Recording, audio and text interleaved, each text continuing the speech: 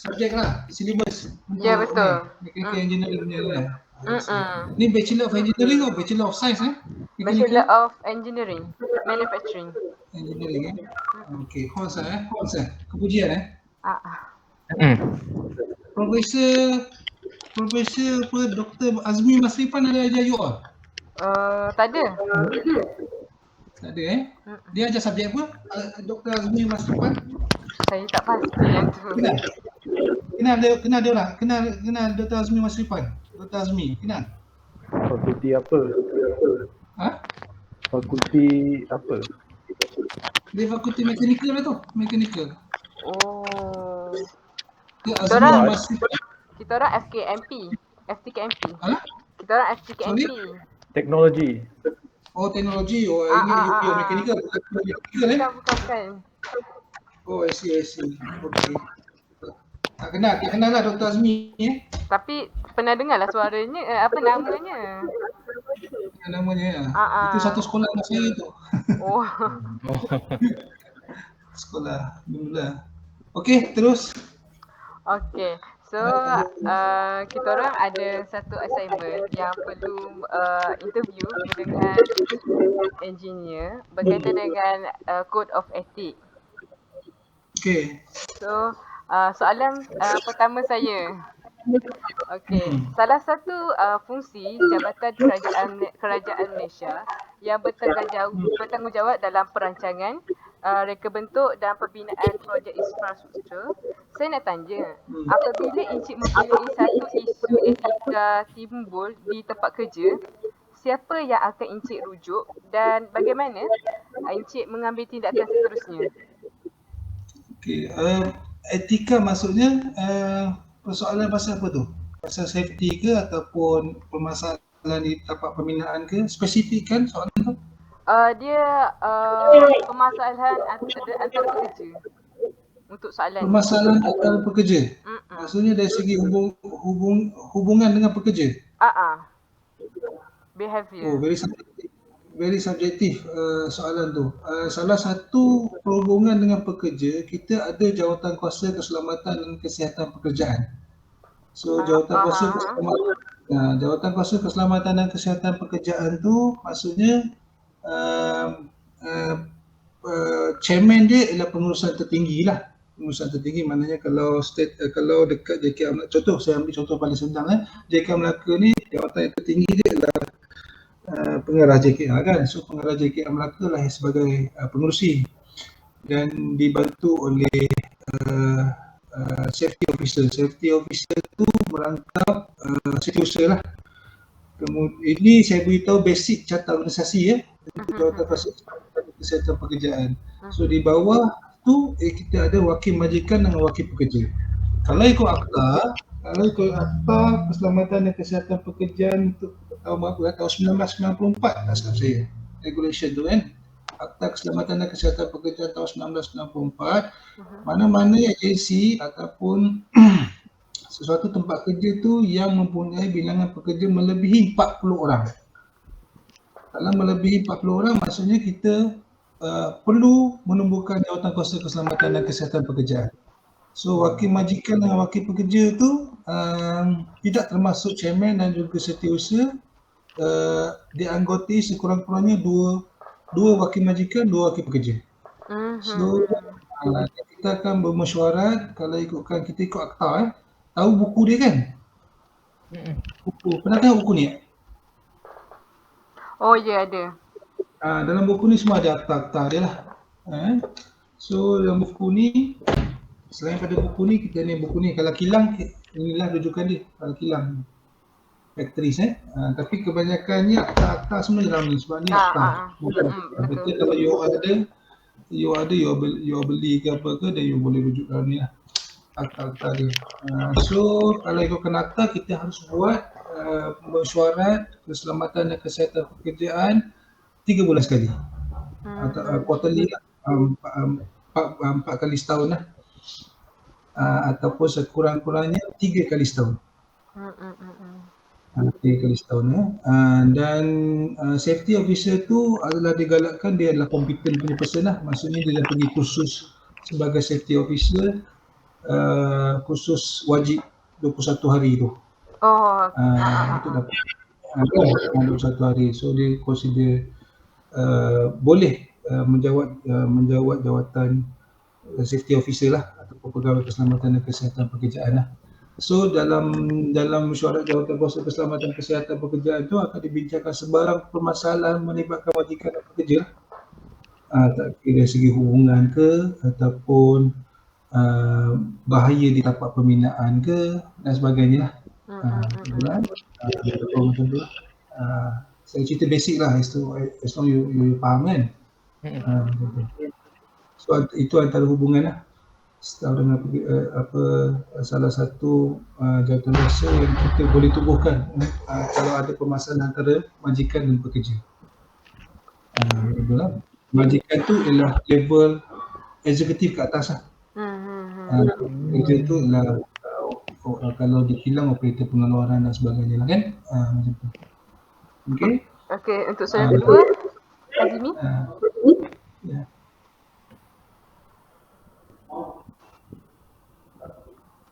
Azmi. Okay, saya nak tanya, apakah perkara yang paling penting bagi Encik untuk mengekalkan reputasi sebagai seorang jurutera yang berdaftar di BEM? Untuk mengekalkan, definitely kita ada code of ethic kita lah. Maksudnya yang berdaftar dengan BEM ni ialah siapa-siapa boleh berdaftar. Macam you all pun boleh berdaftar dengan BEM. Tapi status you sebagai graduate members lah. Maksud saya sekarang ni kalau saya lebih spesifikkan yang berdaftar dengan BEM tu siapa yang memegang title professional engineer lah. Professional engineer ni ada title IR. So you all saya galakkan nanti ambil lah IR kan. Maksudnya sekurang-kurangnya you tahu kan syarat-syarat dia kan nak ambil IR kan. Tapi kita tak boleh. Kenapa? Sebab kita teknologi. Sekejap Okay.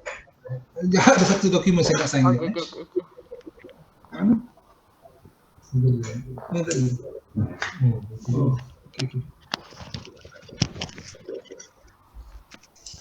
Okay. Okay, saya selalunya lupa kalau ada interruption. Apa soalan tadi? Reputasi, jaga reputasi nak berjaga. Reputasi sebagai jurutera yang berdaftar dengan BEM so yang tadi saya beritahu, you all kenapa tak boleh ni ambil IR? Tak boleh ambil IR? Oh tak boleh. Belajar teknologi. So maksudnya you akan ambil TS esok? Yes. Okay. So saya tak tahu syarat TS, syarat-syarat TS, tapi kalau you nak ambil IR, at least you kena ada pengalaman sekurang-kurangnya 4 tahun lah. 4 tahun dan juga yang then you can sit down for the exam dan juga interview lah for the professional engineers kan.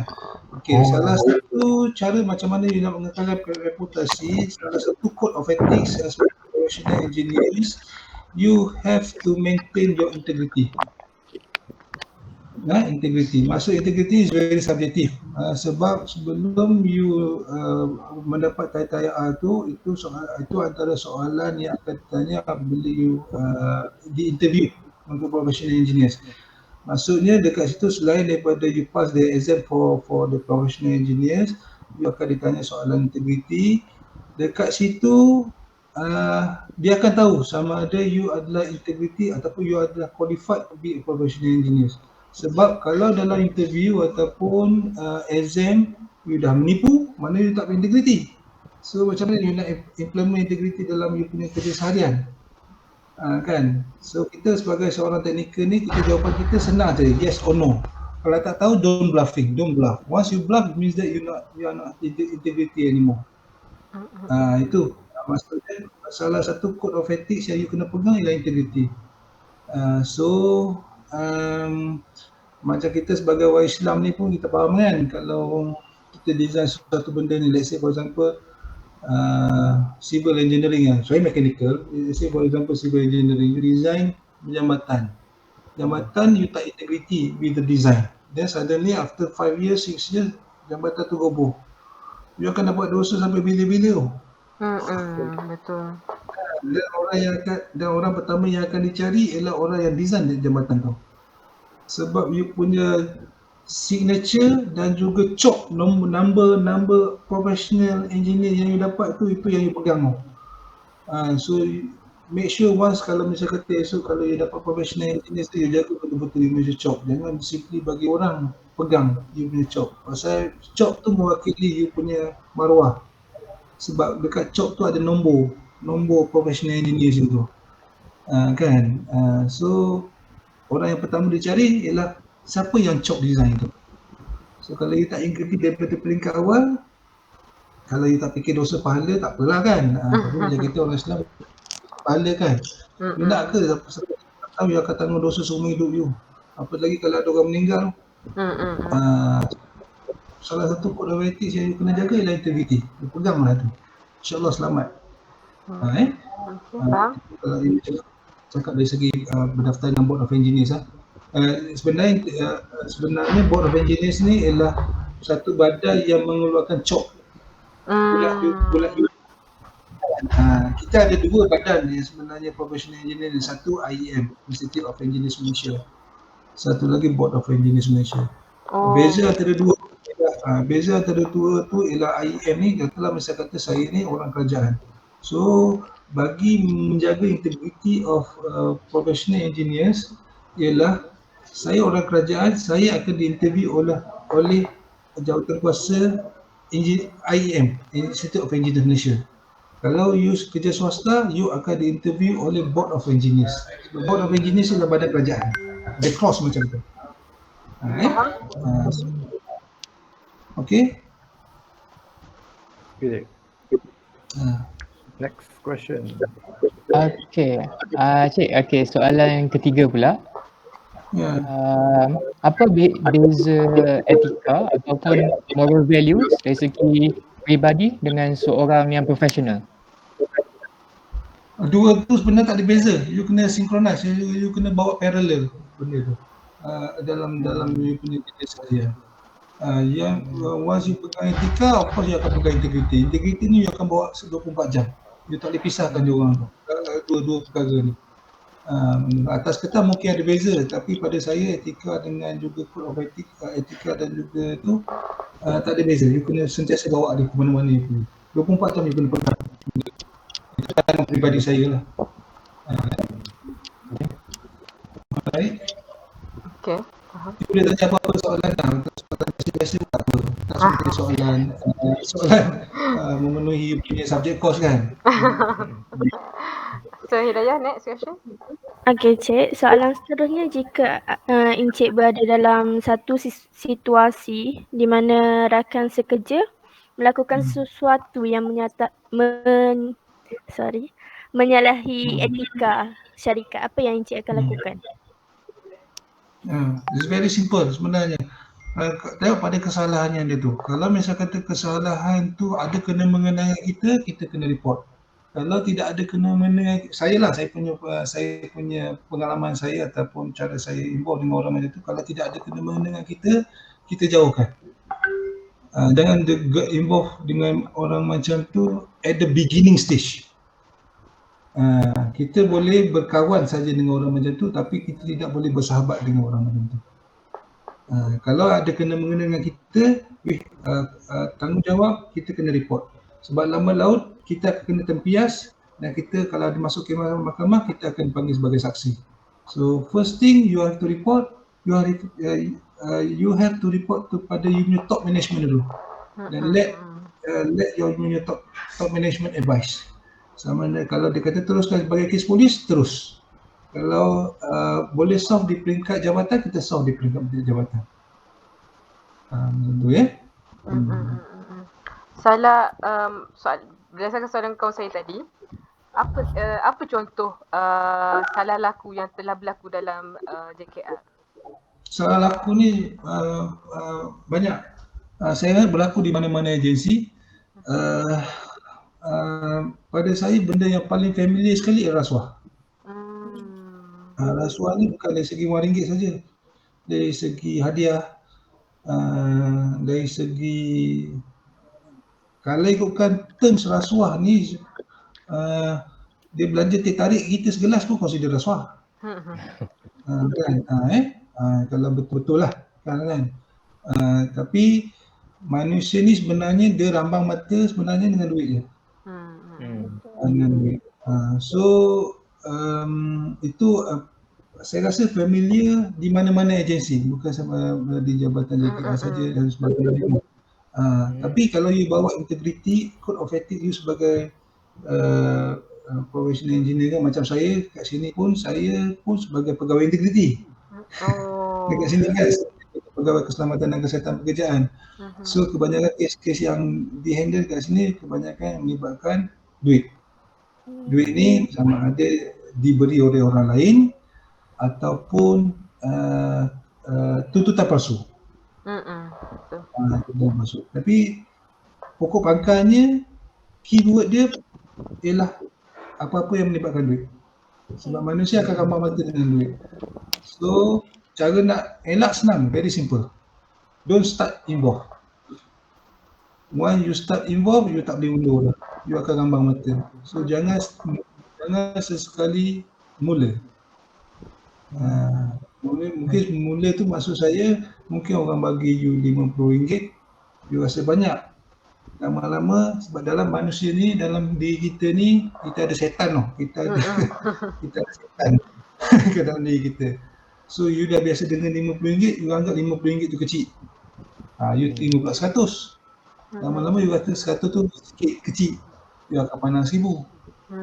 So lama-lama you nampak duit tu makin lama makin kecil. You akan jadi tamak. Tamak tu maksud saya setan tu. So cara dia, integrity dia is very simple. Jangan sesekali start. Kalau you start, you susah nak berhenti. Don't ever start lah. Macam tu. Kalau ada orang nak perangkap you ke apa ke, bagi alibi. Alibi ni maksudnya third party yang boleh menjadi saksi. Katalah ada orang nak jumpa you, nak cuba provoke you ataupun nak cuba sogok you. So kalau you bawa third party, rakan sepejabat ke, siapa-siapa ke, orang yang nak provoke you ke, yang nak sogok you pun dia pun segan-segan pasal you bawa alibi ataupun you bawa third party. Macam tu. Itu cara saya. Selain daripada tu, kalau ada orang nak jumpa saya ke apa ke, saya would prefer dia orang jumpa saya kat jabat. Cakap jabat ramai mata memandang kan. Nak bawa sesuatu pun dia takut. It's very sensitive. Kalau misalnya kata kat jabatan kerajaan sekarang ni pun, even sekarang ni pun kita dengar bagi bawah 5 pun tak boleh. Tengok pada persepsi orang lah, kan. Bagi bawah 5 pun consider sebagai rasuah. Pandangan saya itu depends pada budaya. Kalau budaya Cina, tahun baru Cina, dia bagi bawah 5 consider ong bagi dia orang kan. Kita tak, kita anggap dia rasuah. Tengok, pandangan saya kalau bagi bawah 5 tak apa, boleh bagi bawah 5, tapi you kena declare. Brother-brother ni bagi saya bawah 5. Then share lah. Macam saya, kalau orang bagi pada saya ke apa ke, biar orang lain nampak, dan saya distribute lah. Saya agih-agihkan. Siapa nak bawah 5, ambil lah. Macam tu. Itu cara saya lah. Tapi amalan di sini ialah kita apa-apa pun you kena declare. Maknanya you kena declare pada you punya bos. Kan? Macam itulah lebih kurang. Okay? Ini tak ada dalam mana-mana keliling atau apa-apa. Ini amalan kami, sebab kita tahu perkara-perkara macam ni kita tidak pernah hapuskan. Tetapi saya ini kita boleh kurangkan. Betul. Itu saya pegang mana-mana. Kan? So dibawa lah amalan macam gini, insyaAllah you selamat. Sebab nanti you akan terdedah dengan dunia pekerjaan kan. Kan, you akan terdedah. So you tak banyak sikit you akan terdedah benda-benda. Itulah pada diri kita sebenarnya. Macam saya kalau saya dah kahwin dan semua kan. So you dah tahu kan nak bagi makan minum anak isteri kan. Kan? Pada saya duit tu panas. Kan duit panas, kali you dapat duit panas tu hilang juga. Senang hilang. So apa pun don't start don't ever start. Kalau you start, you susah nak berhenti. Gitu, you susah nak berhenti. Faham? Okay?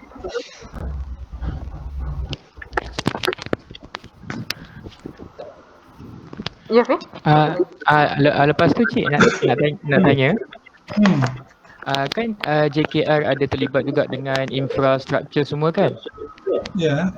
Okey, kalau macam bangunan UNESCO tu, JKR ada terlibat juga ke? Ataupun yang tu just UNESCO sendiri handle? UNESCO tu maksudnya apa? Bangunan warisan ke? Bangunan apa? Bangunan warisan cinta. Bangunan warisan ada yang kita terlibat, ada yang kita tak terlibat. Kalau di Melaka ni kita terlibat dalam projek kita terbaru yang ni Museum STEM. So Museum STEM tu ialah prosedur heritage lah, apa-apa warisan dunia kan. So sebarang apa-apa renovation ataupun basuh ataupun naik taraf, kita kena lantik satu conservator yang bertauliah. Conservator adalah orang yang mempunyai lisensi untuk bagaimana untuk memelihara warisan itu. Contoh apa ni? Kayu dalam tu. Kayu tu beratus-ratus tahun dalam bangunan Museum STEM tu kan. So you tak boleh simply gergaji. You kena make sure bersihkan, dan kalau boleh jangan ganggu struktur kayu. Itu maksudnya. Okay. Kayaknya kena preserve betul-betul lah. Kayaknya kena preserve. Preserve dan juga bayaran kepada konservator tu pun sangat tinggi. Sebab kita guna expertise dia. Dia boleh dapat satu job gaji setahun. Gaji dia setahun. Sebab kita kena appreciate benda-benda yang lama tu kan. Pakai kayu ataupun bata kan, bata lama you tahu kan, bata merah tu kan. Kalau boleh you nak cuci dia, you jangan cuci sembarangan. Kalau you cuci pakai water jet saja kan, in case lah bata tu crack, dah hilang dia punya seni dah. Betul. Terus kemat. Orang biasa kalau kita cuci, biasalah kalau you cuci basuh satu barang, katalah you cuci kereta tu ambil masa berapa minit, 20 minit. Tapi kalau macam bata tu you mungkin ambil masa 20 hari baru bersih. Betul-betul nak jaga dia punya seni tu lah. Sebab tu sesuatu bangunan tu sebelum diiktiraf sebagai heritage, ada satu tim yang akan check bangunan tu untuk declare dia sebagai bangunan warisan dunia kan. Maka ni ada beberapa tempat kan, selain daripada Penang dan sebagainya kan. Betul. Okey, soalan seterusnya. Macam mana Encik menilai sesuatu projek tu sebelum menerima? Menilai. Okey. Menilai. Okey, sebelum kita terima suatu projek tu, kita kena dapat satu need of statement. Need of statement tu ialah apa benda yang kita buat pada tu. Pada sesuatu projek tu lah. Contoh kalau saya ambil contoh yang paling ringan, projek-projek yang menaik taraf ataupun renovation. Dia nak tambah bilik air ke, kan, nak jadikan bilik tu sebagai dewan ke apa. Itu need statement tu yang perlu diperincikan dulu. So selepas kita dapat need of statement tu, baru kita review dia untuk tengok cost. So kita akan bagi tahu cost pada klien. So kalau klien bersetuju dengan kos kita tu, dan kita proceed dah. Yang penting need of statement. Biasanya satu projek tu gagal ialah need of statement dia tu kabur. Dia sendiri tak tahu apa benda nak buat. Need statement tu penting sebab need statement tu bila dua-dua pihak bersetuju, kita tahu apa benda kita nak buat. Dan agar kerja kita tidak diganggu. Maksudnya kata kita tengah buat renovation, bersetuju untuk buat macam ni. Tapi bila tengah buat kerja, dia tukar pula, suruh buat benda lain. Itu tak boleh lah. Jadi bila dah tukar buat benda lain, kos akan terganggu. Jadi melengit-lengit masalah akan timbul. So need of statement tu yang penting sekali. Sebelum kita buat sesuatu, kita kena menilai sesuatu tu, kita tengok need of statement tu dulu. Rincikan betul-betul apa benda yang sebenarnya dia orang nak. Tengok pada ada setengah kes dia bagi duit dulu. Bukan bagi duit. Saya ada duit sekian-sekian banyak ni. Apa benda saya boleh buat? Anda kita bebas lah. Macam tu lah. Tapi ada apa yang penting sebenarnya kita need statement dulu, bukan duit. Duit ni kadang-kadang ada 50,000 tapi keinginan dia nak 500,000 punya kerja tak boleh lah. Kan? Macam tu. Okay. Okay, soalan saya daripada saya pula. Saya nak tanya, what are ethical qualities and behaviour yang Encik rasa perlu dalam setiap industri? Behavior. Pada saya key point ni very simple. Integrity, you pegang mana-mana. Bawa je mana-mana. Integrity tu. You pegang integrity, insyaAllah selamat. So itu merangkumi behavior tak. Once you pegang integrity, you faham maksud integrity, dia akan mengolahkan dia menjadi behavior. Kan? Macam tu. You sendiri pun boleh nilai mana yang betul, mana yang tak boleh kan. Tapi kadang-kadang kita tersepit. Kita tersepit ni maknanya benda yang tidak betul tapi kita paksa rela kena buat. Macam tu. So kalau macam tu, pandangan saya nak selamat, you declare. You kena declare. Maksudnya you tak bersetuju kan, dan apa-apa hal, whatever documents, sebolehnya jangan sign tanpa you rela. You rela. Sebab setiap jawatan you pegang ni melibatkan tanggungjawab. Macam saya di sini sebagai ketua jurutera mekanikal kan, saya beritahu saya punya staff is very simple. You tolong saya tolong you. Maksudnya apa-apa you buat saya harus tahu. Kalau saya tak tahu, you tanggung sendiri. Itu saya selalu pesan pada all my staffers lah. Daripada engineering, daripada daripada technician, daripada tukang dan sebagainya kan. Saya beritahu diorang, apa diorang buat, saya harus tahu. Kalau saya tak tahu, saya tak bantu dia lah. Lepas tu saya beritahu perkataan, you tolong saya tolong you. Macam tu. Okey, faham. Ada soalan lain? Yang lain? Soalan terakhir lah boleh? Boleh. So Encik, dalam sesebuah projek, kalau ada benda yang tak disangka ataupun surprise, macam mana Encik handle benda tu? Benda yang tak disangka tu maksudnya apa, permasalahan ke apa? Contoh macam Encik cerita pasal preservation tadi kan. So rupanya ada masalah yang lebih besar lah. Masalah lebih besar. Soalan very subjektif saya cuba spesifikkan. Kalau permasalahan manusia, you senang settle. Okay. You senang settle. Itu settle permasalahan manusia ni, cara you settle is very simple, discussion. Selalu permasalahan manusia ni adalah communication breakdown saja. Bila ada communication breakdown, dia akan jadi melibatkan permasalahan manusia, gaduh ke apa, bertepuk campur kat luar. Kalau masalah design, you have to review balik design tu dan kena sentiasa buat mesyuarat. Contoh, kalau kat tapak tu sekurang-kurangnya sebulan sekali kena buat mesyuarat tapak. Sekurang-kurangnya mesyuarat tapak. Biasanya kita ada 4 masalah. Kalau kita ambil kira dari segi masalah di tapak pemindahan, kita ada 4 masalah. 4M. Tahu kan 4M tu kan? Tahu. Man, material, machines, material, machines, money. Ni 4 ni biasanya bersangkut paut. So 4 ni kalau you buat mesyuarat tapak, you boleh settle masalah ni. Biasaannya masalah 4 ni lah, 4M ni lah. Saya pegang formula 4M. Itu formula saya sendirilah 4M ni lah. Apa tadi saya sebut tadi? Man, Money. Ini manpower lah kan? Manpower. Money, Material. machines. Material. Machines lah kan? Machines ni maksudnya you kekurangan, you tak ada excavator ke kat luar kan? Tak cukup. Itulah machine apa-apa kat tapak pemindahan lah.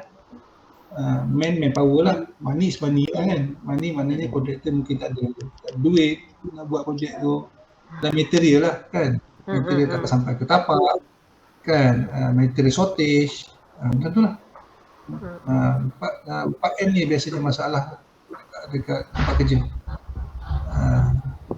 Dan cara penyelesaian ni bergantung kepada pengalaman masing-masing lah. Kalau you dah berpengalaman, you dah boleh baca dah. Apa tak bulan depan you tahu dah. Masalah apa M you akan jumpa. Masalah M apa you akan jumpa bulan depan. You dah boleh baca dah. Sebab kita ada takwim kan, kita panggil CPM, kita ada apa? Takwim tu apa? Rancangan kerja. Jadual lah. Ya kan? Maknanya you tahu bulan ni you nak buat kerja apa, bulan depan you nak buat kerja apa. You dah nampak dah. Masalah manpower ke, masalah mesin ke, masalah money ke, masalah metode ke. So kalau you leader yang bagus, you dah boleh fokus, you dah boleh ramal lah. So you dah boleh fikir how to solve. Kalau tak boleh solve permasalahan tu, at least you boleh minimumkan permasalahan tu. Lalu kita dengar kan projek-projek sakit kan. Projek sakit dia biasanya masalah 4M ni lah. Dan M yang paling power sekali lah masalah duit lah. Even zaman PKP ni pun banyak kontraktor ada masalah duit. Sebab banyak masalah material. Dia bersangkut paut kan, masalah material ni maksudnya term dia sekarang ni, dulu kita boleh beli term condition you bayar after 2 months. Tapi sekarang ni semua orang nak duit, you kena beli barang tu cash. So kontraktor tak ada cash nak beli, dia bersangkut paut dah tu. Kan? So bila tak ada cash, material tak sampai ke tapak. So salah satu penyelesaian dia, instead bayar sebulan sekali kepada kontraktor, you mungkin boleh bayar 2 minggu sekali ataupun 2 kali sebulan, bagi membantu kontraktor tu generate the income untuk rolling the money and then pay the material dan sebagainya lah. Ya, macam tu lah. Okay. Ada lagi soalan? Lain? Apa, saya free petang ni, apa-apa you nak tanya, pengalaman je, you nak tanya apa-apa, tanya je. Ada lagi soalan?